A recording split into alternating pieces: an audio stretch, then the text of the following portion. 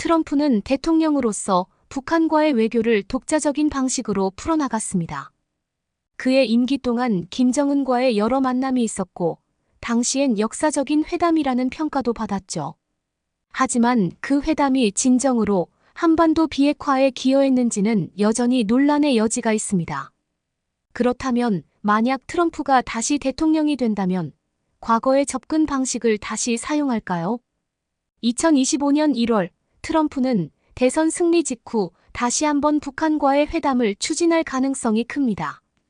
빠른 비핵화 달성을 강조하며 김정은에게 손을 내밀 수 있습니다. 트럼프는 이를 통해 한반도의 긴장을 완화하고자 할 겁니다. 하지만 여기서 중요한 질문은 한국이 이 과정에서 어떤 역할을 할 수 있을지입니다. 과거를 돌아보면 한국은 북미 정상회담에서 중요한 목소리를 내지 못했던 경우가 많았습니다.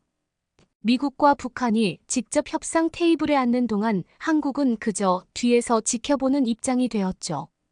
다시 트럼프가 집권하게 된다면 한국은 이번에도 비슷한 상황에 처할 수 있습니다. 외교적 소외를 방지하기 위해 한국 정부는 어떤 전략을 마련해야 할까요? 한국은 이번에는 다르게 대응해야 합니다. 한국이 더 이상 미국과 북한 사이의 중재자 역할을 맡지 못하게 되면 동북아시아에서 중요한 외교적 지위를 잃을 수 있습니다. 북한과 미국이 다시 회담을 시작한다면 한국은 반드시 그 회담에 중요한 이해 당사자로 참여해야 합니다. 국제사회도 트럼프의 대북 접근을 주목할 것입니다.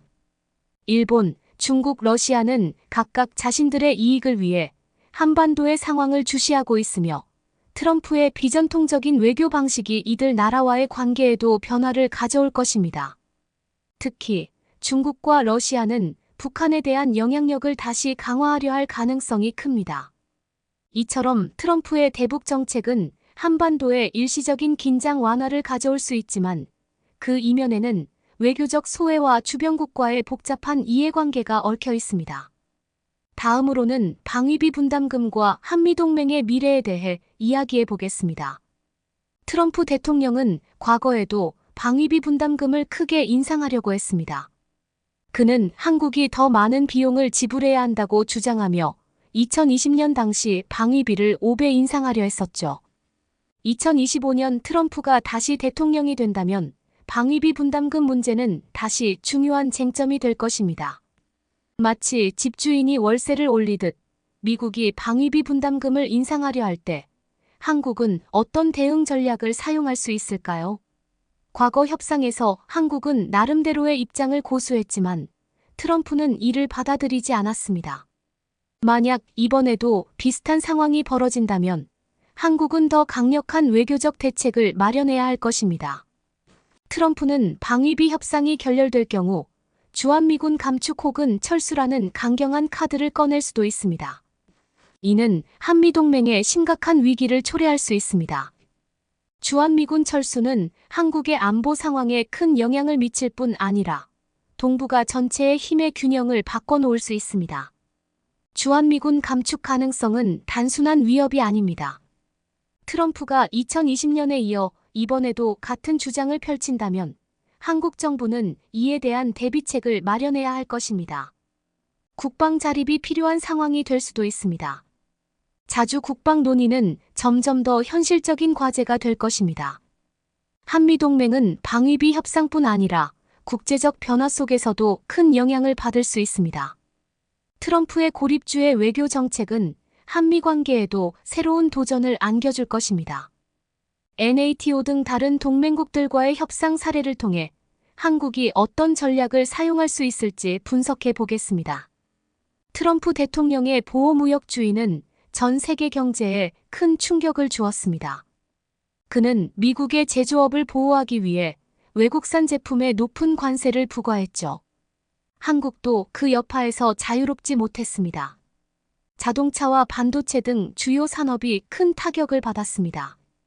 2025년 트럼프가 다시 보호무역주의 정책을 강화한다면 한국 경제는 어떤 영향을 받을까요? 특히 자동차 업계와 같은 주요 수출 산업은 다시 한번 관세의 벽에 직면할 가능성이 큽니다. 한국의 경제 성장이 둔화되고 주요 기업들은 수익성 악화에 직면할 것입니다. 이런 상황에서 한국 기업들은 어떤 대응 전략을 마련해야 할까요? 무역 다변화를 통한 대응이 가능할까요? 중국, 유럽 등 다른 시장으로의 수출을 확대하는 것도 하나의 대안이 될 수 있습니다. 하지만 이 과정에서 미국과의 경제 관계가 약화될 위험도 감수해야 합니다. 트럼프는 한미 FTA 재협상을 시도할 가능성도 있습니다.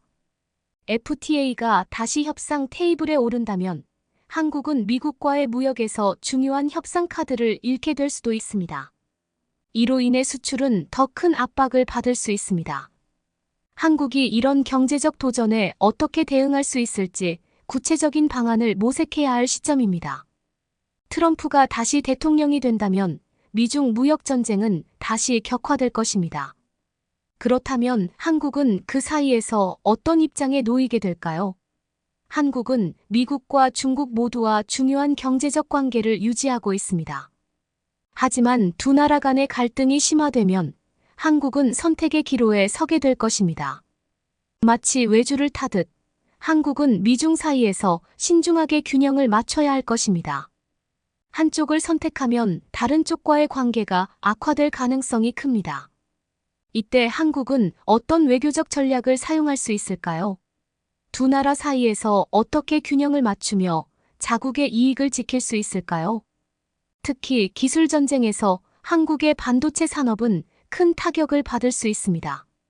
반도체는 한국 경제의 핵심 산업 중 하나이며 미국과 중국 모두가 이 분야에서 중요한 파트너입니다.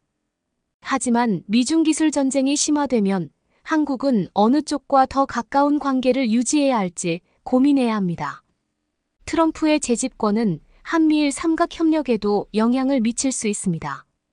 트럼프는 일본과의 관계를 우선시할 가능성이 큽니다.